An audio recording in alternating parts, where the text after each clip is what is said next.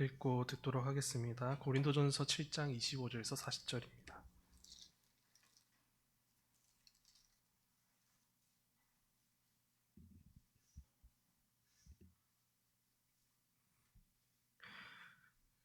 함께 교독하도록 하겠습니다.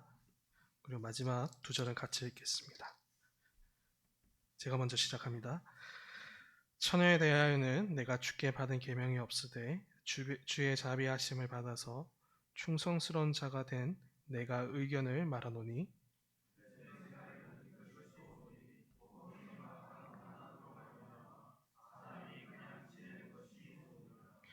네가 아내에게 매였느냐 노이기를 구하지 말며 아내에게서 노였느냐 아내를 구하지 말라.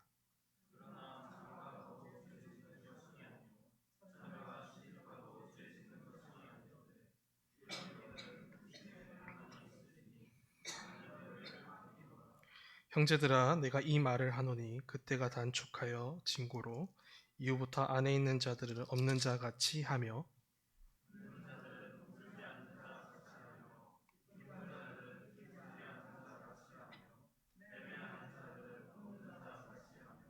세상 물건을 쓰는 자들은 다 쓰지 못하는 자 같이 하라.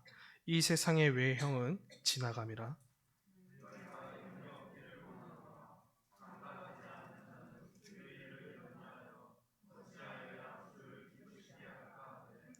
장가간 자는 세상 일을 염려하여 어찌하여야 아내를 기쁘게 할까 하여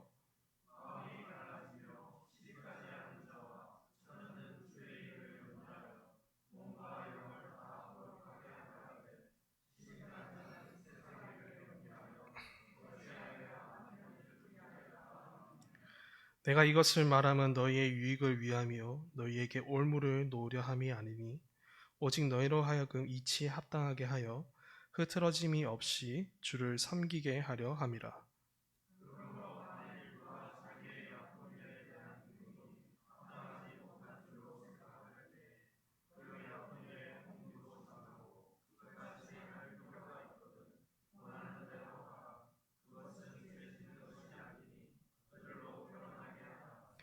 그러나 그가 마음을 정하고 또 부득이한 일도 없고 자기 뜻대로 할 권리가 있어서 그 약혼녀를 그대로 두기로 하여도 잘하는 것이니라.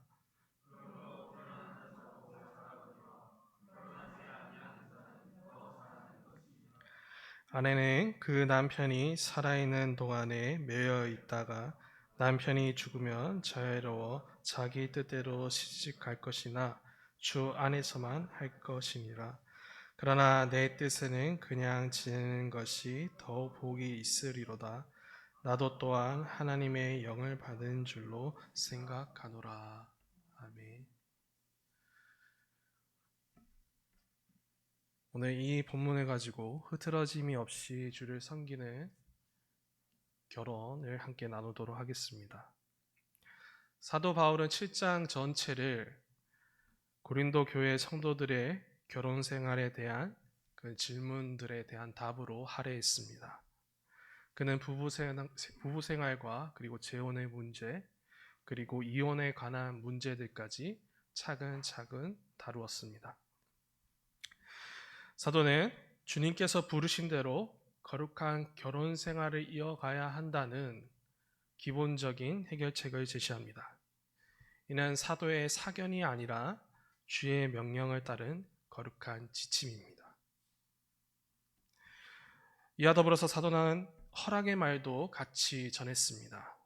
특별히 독신자들에게 허락의 말을 전했는데요. 그냥 그대로 지내는 것도 좋다고 허락합니다.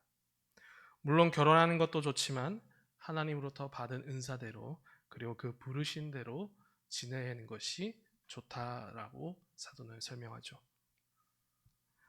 오늘 우리가 함께 살펴볼 25절에서부터 40절은 고린도 교회가 결혼에 관해 마지막으로 물어본 질문에 대한 답입니다.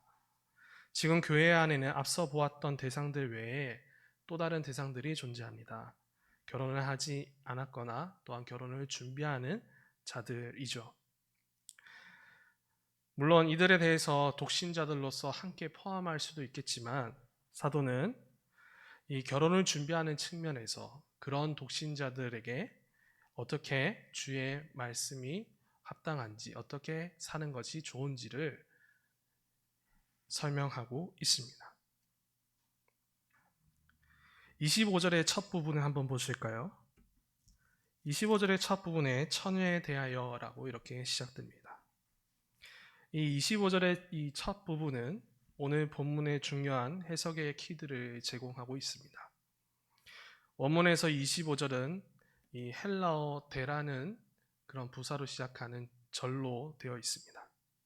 이 단어는 이제라는 의미를 담고 있는데 새로운 문단을 시작하거나 새로운 화두를 던질 때 사용됩니다. 우리가 지금 보고 있는 이 한글 성경에는 이런 의미가 자세히 드러나지 않아서 아쉽습니다만 의미를 살면서 본 이 25절의 시작은 이렇게 되죠. 이제 처녀에 대하여라고 우리가 다시 의미를 해석할 수 있습니다. 사도는 그동안 7장 1절에서부터 24절까지의 내용을 마무리하고 이 고린도 교회가 결혼에 관해 쓴 문제들 중 이 남은 문제인 이 처녀들에 대해 다루고자 이렇게 이제 처녀들에 대하여라고 쓰면서 새로운 화두를 던집니다. 사도가 지칭한 처녀가 정확히 어떤 대상을 지칭하는지 많은 해석들이 있었습니다. 순수한 의미 그대로 아버지의 딸로서 결혼하지 않은 그런 순결한 여성을 뜻하는 것인지, 아니면 당시 고린도 교회 안에서 결혼은 했으나 이 남자가 여자를 가까이 하지 아니함이 좋다는 이 잘못된 영적 지식으로 인해 그냥 신체적으로 처녀로 남겨진 그런 여성들을 뜻하는 것인지 의견이 분분했습니다. 그런데 최근의 본문 연구와 그리고 NIV나 그리고 ESV 성경 번역들을 보면 이 부분을 본문의 문맥에 입각해서 좀 더 명확하게 해석합니다. 먼저 사도는 특정한 독자를 염두에 두었습니다. 오늘 우리가 살펴본 본문에 해당되는 이 독자는 누구냐면 29절에 나타난 형제들아, 그리고 본문의 결론에 해당되는 이 36절과 이 38절 그곳에 나타난 그 결혼을 앞둔 약혼에 대한 겉면들을 볼 때 1차적인 독자는 바로 어떤 형제들인데요. 바로 한 자매와 결혼을 준비하거나 앞둔 그런 형제들을 염두에 두고 있습니다.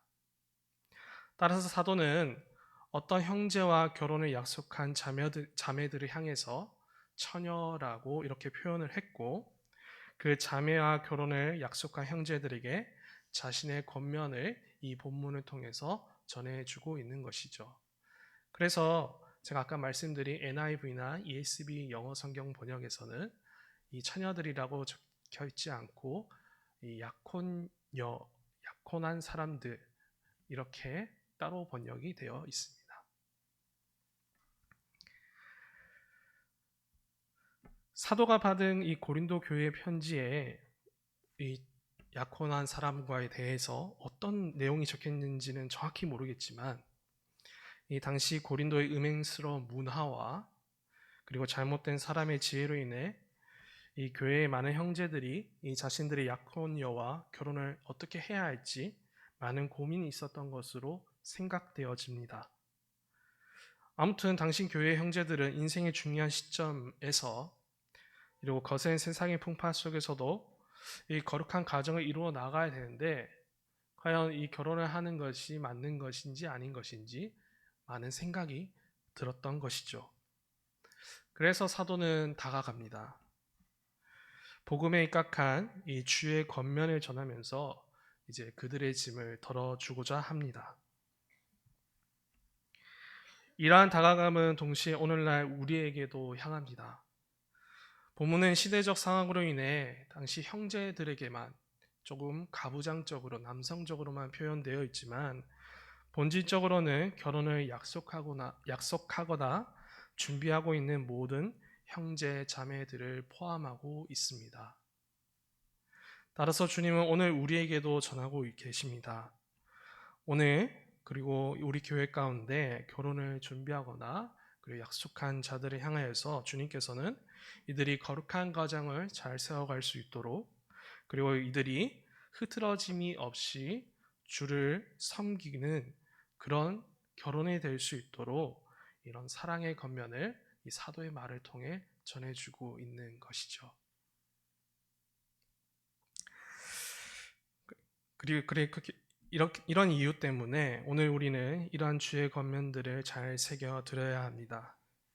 결혼을 준비하는 모든 지체들이 거룩하게 준비될 수 있는 이 하늘의 지혜가, 그리고 이 교회가 이들을 잘 지도하고 또한 잘 이끌 수 있는 그런 하늘의 지혜가 오늘 본문 통해서 잘 발견되었으면 좋겠습니다. 사도는 이런 약혼한 관계 가운데, 그리고 결혼을 준비하고 있는 그런 관계 속에서 또한 좀 더 약혼녀에 대한 이 주의 계명이 없기 때문에 사도는 그들의 문제를 주어진 사도권으로 풉니다. 이는 그가 주의 자비하심을 받아서 충성스러운 자요, 곧 주님의 말씀을 교회에 올바르게 해석하는 열쇠를 맡은 그런 사도이기 때문에 그는 이 겉면을 전하는 데 있어서 사사로운 의견을 정하는 것이 아니라 주의 말씀에 입각한 겉면을 남기게 됩니다. 그래서 사도는 26절에 이렇게 남깁니다. 내 생각에는 이것이 좋으니 곧 임박한 환난으로 말미암아 사람이 그냥 지내는 것이 좋으니라.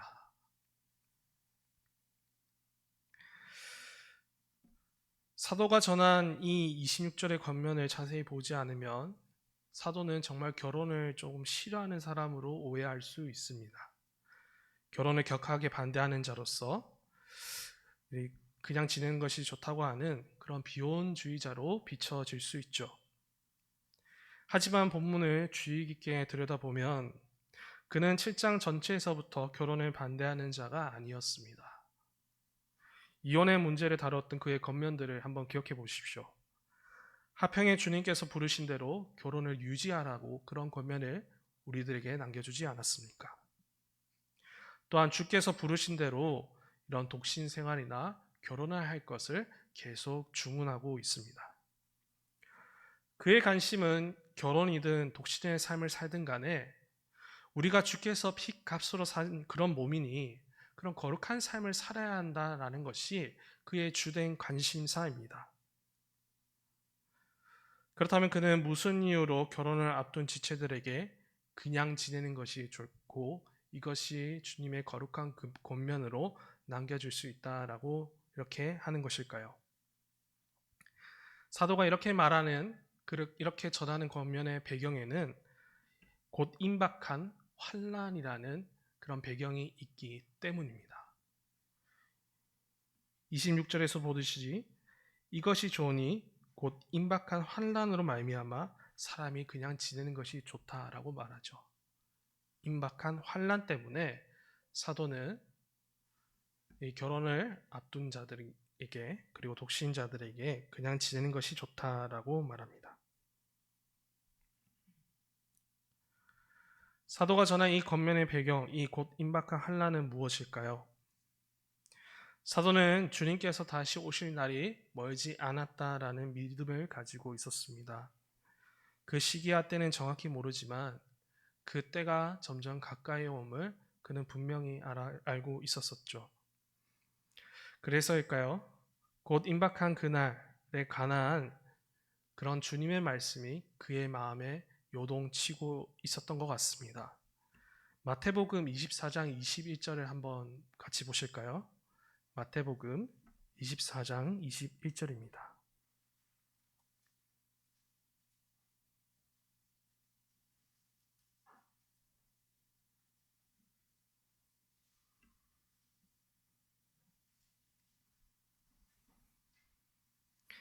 같이 읽겠습니다. 이는 그때 큰 환난이 있겠습니다. 창세로부터 지금까지 이런 환난이 없었고 후에도 없으리라. 예수님은 이 멸망에 가증한 것이 서서 이 예루살렘의 성전이 무너질 때 그때 큰 환난이 임할 것을 이 말씀을 통해 예고하셨습니다. 그리고 주님은 이 환난 속에서 많은 그리스도인들이 큰 박해와 고난을 받고 후에는 인자가 다시 오셔서 모두를 구원하실 것을 함께 약속해 주시죠. 사도가 생각하는 그 환난은 이 환난으로 생각되어집니다. 사도는 이 환난이 곧 올 것을 알았습니다. 실로 고린도전서가 쓰여진 뒤 이 15년 뒤에는 이 예루살렘 성전은 무너졌고 그리스도인들을 향한 이 로마의 박해가 이전보다 더 심해졌었죠. 사도는 이 일들을 예언했고 그리고 미리 알고 있었기보다는 그가 계속해서 이 복음 전도 여행을 하면서 선교 여행을 펼치면서 이 마주한 여러 고난들과 박해들을 받아보니 이 주님께서 말씀하신 대로 이 앞으로 그 환란이 곧 정말 오겠구나라는 그런 강한 확신이 들었던 것으로 보여집니다. 더군다나 그 환난 때 일어날 많은 박해 중 하나가 무엇이냐면 바로 가정의 파괴도 있었습니다. 부모와 형제와 친척이 나뉘어지고 심지어 임산부와 막 태어난 아기들까지도 화가 미칠 것이라고 주님께서는 말씀해 놓으셨습니다. 따라서 사도는 이런 생각들을 품을 겁니다. 이런 환란이 곧 다가올 것인데 과연 결혼을 앞둔 자들을 위한 거룩한 주의 권면은 무엇일까? 곧 주님께서 이 말씀하신 그 환란이 우리 가운데 펼쳐질 것인데 이들이 어떤 선택을 해야 되며 어떻게 흐트러짐이 없이 주님 앞에 바로 서 있을 수 있을까? 그런 고민이 그의 머릿속을 아마 가득 채웠을 겁니다. 그래서 사도는 그러한 의미를 담아서 임박과 환난으로 말미암아 사람이 그냥 지내는 것이 좋다라고 이렇게 설명하지만 이어진 그 27절과 함께 이런 말이 보다 비장한 말로 풀어집니다. 환란이 임박했으니 그 임박해서 너희들이 그냥 모르겠다라고 살아가는 것이 아니라 우리가 그 부르심 받은 대로 지내는 것이 더 좋습니다. 환란이 임박했으나 우리는 더욱 주님 앞에서 거룩하게 지내야 합니다. 형제들이여 더욱 주님의 뜻대로 행하십시오. 형제들이 원하고 싶은 대로 아내로부터 놀기를 구하지 말고 설령 아내로부터 놓여 있을지라도 원하는 대로 다시 구하지 마십시오. 우리는 주께서 사신 거룩한 몸이요 거룩한 삶입니다. 그러니 여러분들이 약혼한 처녀에 대하여서도 주님께서 원하시는 그 거룩한 삶으로 대하십시오. 라는 그런 비장한 권면으로 다가가고 있다는 것을 좀 상상하게 됩니다. 사도의 관심인 그들이 주 앞에 바로 서 있는 거룩함입니다. 그 임박한 환란으로 인해서 그들이 원하는 대로 그리고 또한 그 임박한 환란으로 인해서 그 세상 앞에 그냥 무너지는 것이 아니라 오직 주님께서 원하시는 대로 그리고 주님께서 우리를 그 부르신 대로 그런 결혼과 그런 독신을 살아가길 원하고 있었던 것이죠.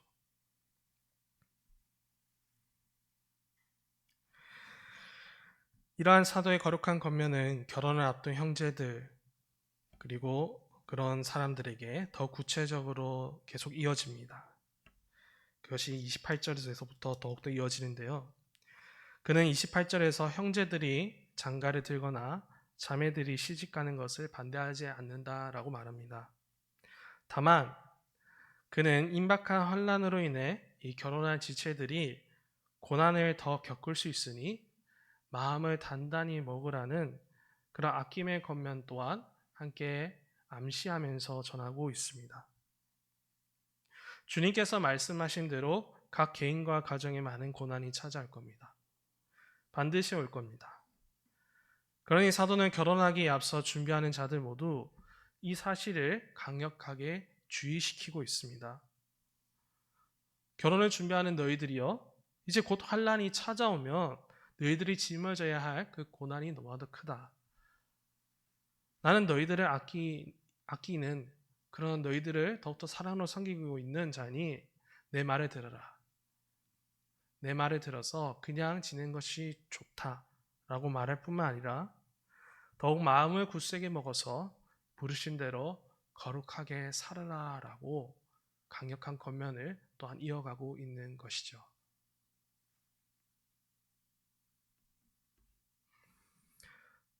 반대로 사도는 오히려 그들이 환란이 찾아와 세상과 같이 되어서 이 마음이 갈라지지 않길 바라는 그런 걱정의 권면도 전하고 있습니다. 32절과 34절에서 그 권면이 나타나는데요. 32절의 시작에서 사도는 형제들에게 염려가 없기를 원한다라고 전합니다.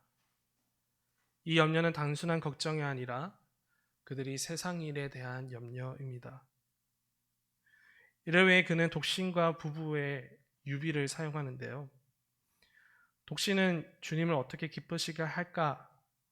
그리고 그렇게 주님 안에서 흐트러짐 없이 거룩하게 있는 그런 대상을 상징하고 있습니다. 그리고 부부는 그런 주님에 대한 걱정과 주님에 대한 그런 마음을 품지 않은 대신에 서로를 어떻게 기쁘게 할까? 이 세상 일에 대한 염려를 가득 찬 자로 상징되고 있습니다. 물론 독신이라고 해서 반드시 그런 것도 아니고 부부라고 해서 그런 것도 아닙니다. 사도는 독신과 결혼을 실제로 비교하기보다 그렇게 상징되고 있다라고 말하기보다 단지 주를 기쁘시게 하는 것이 너무나도 중요함을 전하고자 그는 이러한 단순한 유비를 사용하고 있습니다. 더군다나 환난이 임박한 이때에 이 세상과 그리고 서로 이 사람 간의 그런 일들에 집중하기보단 그리고 주님으로부터 마음이 갈라지기보단 각 성도가 이 주님께 집중하여서 이 거룩하게 살아갈 것을 더욱 요구하고 있는 것이 이 사도의 권면의 핵심입니다. 그만큼 사도는 곧 임박한 환란이라는 그 배경 속에서 이 고린도 교회를 아끼고 그들이 거룩한 모습을 잘 지켜나갈 수 있도록 정말 아낌없는 권면들을 부어주고 있습니다. 그래서일까요? 이 사도의 마음은 정말 큽니다. 29절과 31절에서도 그 추가적인 권면이 나타나게 됩니다. 그는 모두가 이 환란의 때가 곧 그때가 가까이 오니 이 모두가 안에 있는 자들은 없는 자같이 우는 자들은 울지 않는 자같이 하며 기쁜 자들은 기쁘지 않는 자같이 그리고 매매하는 자들은 없는 자같이 세상 물건을 쓰는 자들은 다 쓰지 못하는 같이 살아야 한다고 전하고 있습니다. 보이는 세상의 외형들은 다 지나가는 것이기에 거기에 매여 있지 말라라는 권면을 전하고 있는데요. 이 권면의 의미는 사실 전도서와 연관되어 있습니다. 전도서의 교훈은 이것이죠. 세상엔 모두 끝이 있고 사라질 것들에 대한 마음을 두지 말고 하나님을 경외하라는 이 전도서의 메시지가 우리는 익숙하게 알고 있습니다. 이처럼 사도는 결혼을 앞둔 형제들에게 이 결혼의 기쁨을 즐기고 그것을 시작하는 것도 좋지만은 더 중요한 것을 알고자 끝이 있음을 알려주고 있습니다. 곧 기쁨도 끝날 날이 있을 것이고 슬픔도 끝난 날이 올 것이고 이 세상의 끝도 올 것이니 더 중요한 것은 단순히 그 결혼을 하면서 너희들 기쁨을 즐기는 것이 중요한 게 아니라 하나님을 경외하는 것이 너무나도 중요하다. 너희들이 이 결혼을 준비하는 그 가운데서도 하나님 앞에서 어떻게 준비될 것인지 그것이 더욱 중요하다라는 것을 전하기 위하여서 사도는 이 전도서의 그 전도서의 그 교훈과 같은 형태를 빌려 전해주고 있습니다. 하나님을 경외하는 것. 결국에는 사도는 결혼을 준비하는 자들, 그리고 독신을 살아가는 자들이든 어떤 자들이든 간에 어떤 삶의 위치에 있던 간에 하나님을 경외하는 것이 그리고 그 임박과 환난 속에서 우리가 더욱더 그렇게 거룩하게 살아가야 하는 것이 중요함을 오늘 본문을 통해 설명하고 있는 것이죠. 이것이 그들에게 유익이고 이치에 합당한 삶이라고 말하고 있습니다. 그래서 35절을 사도는 이렇게 정리하는데요. 한번 중간의 결론을 한번 보도록 하겠습니다. 35절입니다. 내가 이것을 말함은 너희의 유익을 위하며 너희에게 올무를 놓으려 함이 아니니 오직 너희로 하여금 이치에 합당하게 하여 흐트러짐이 없이 주를 섬기게 하려 함이라.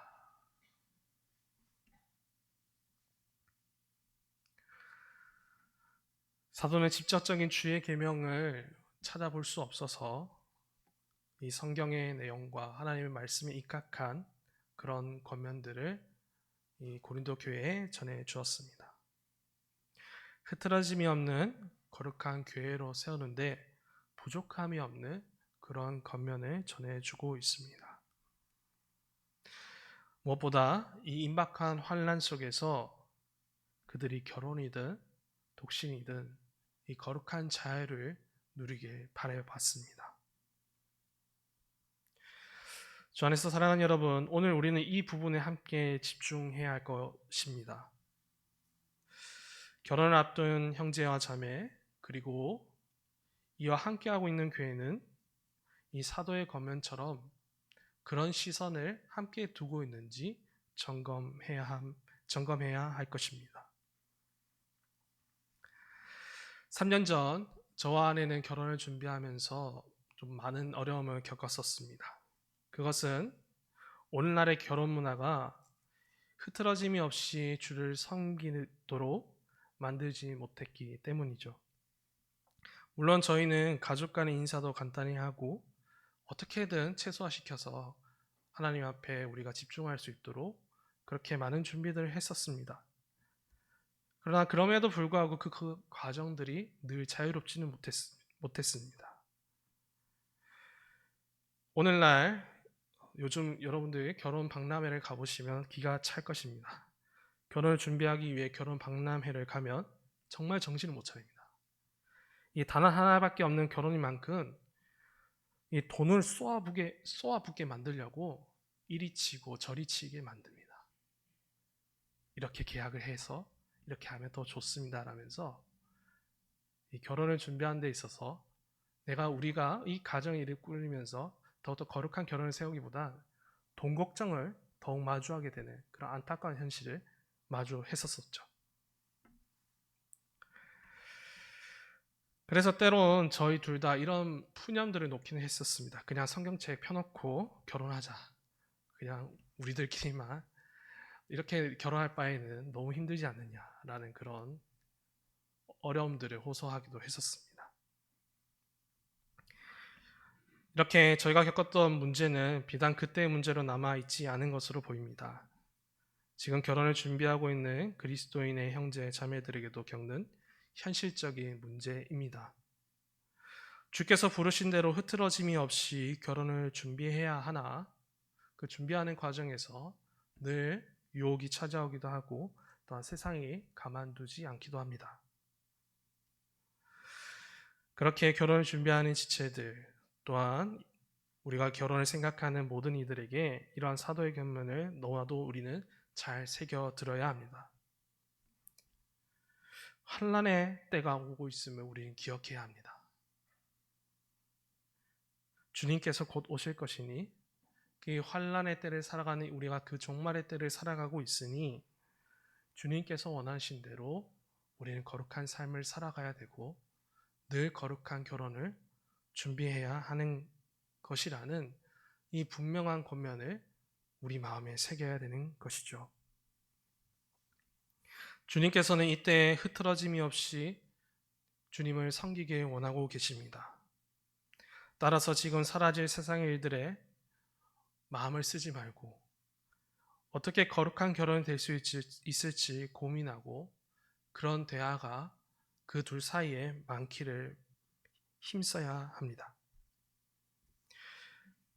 이 결혼식에 돈 쓰는 일보다 온전히 하나님을 경외하는 그런 거룩한 결혼이 될 수 있도록 지금 우리가 살아가고 있는 이 시대가 임박한 환란이 임한 그 시대라는 것을 기억하면서 늘 주님의 거룩한 모습으로 준비해야 되는 것입니다.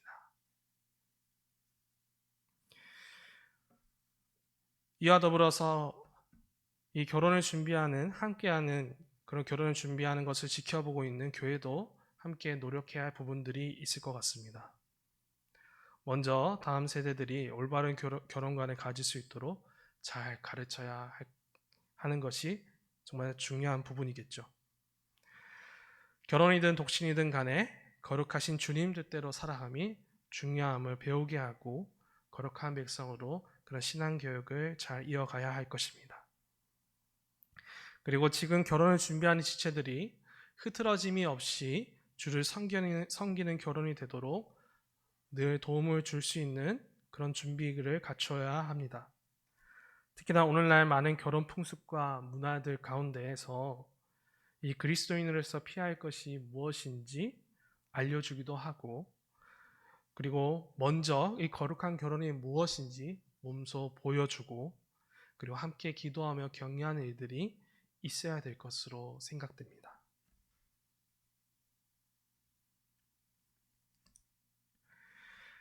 이제 사도는 36절과 이제 40절에서 마지막 결론을 맺습니다.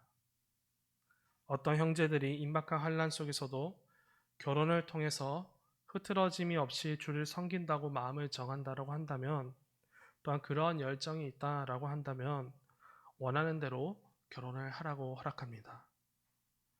더불어 또 다른 형제들이 부득이한 일 외에 온전히 주를 섬기는 마음으로 독신을 정했다라고 한다면 그렇게 하는 것도 좋다라고 말합니다.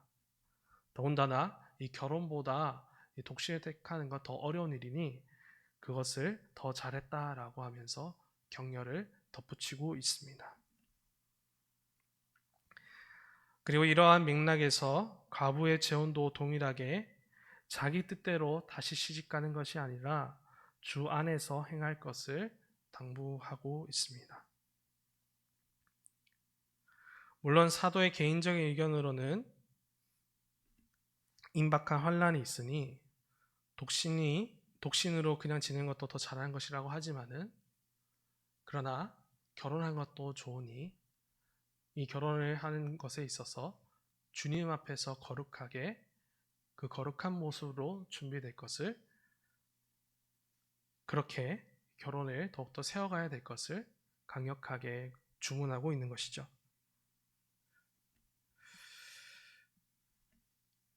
우리가 지금까지 살펴본 이 결혼에 관한 사도의 답들을 우리는 잘 살펴보았습니다. 사도는 독신을 선호하는 것처럼 보이지만 그것을 말하고자 함이 아닙니다. 그의 관심은 딱 하나입니다. 흐트러짐이 없이 주를 섬기는 그 거룩한 성도의 모습입니다. 결혼 생활을 하든 간에 독신 생활을 하든 간에 그 가운데서 주님께서 보시기에 합당한 흐트러짐이 없는 그 거룩한 삶을 살아내는 것이 더 중요하다라고 사도는 계속해서 말하고 있습니다. 이에 따라 오늘 우리가 바라볼 결혼도 독신도 그리고 기타 여러 관한 문제들도 동일한 시선이 되어야 합니다. 어떤 삶이든 간에 흐트러짐이 없이 주를 섬기는 거룩한 삶이 되길, 그리고 그 삶이 결혼 생활에서 그리고 독신 생활에서 그리고 기타 우리 여러 삶의 자리에서 다 가득하길 우리는 늘 기억해야 됩니다. 더군다나 오늘날 많은 청년들은 자기 뜻대로 혼자 살기를 더 선호하는 그런 가운데 있습니다. 주님 대신 나의 삶이 중요해진 이런 안타까운 시대입니다.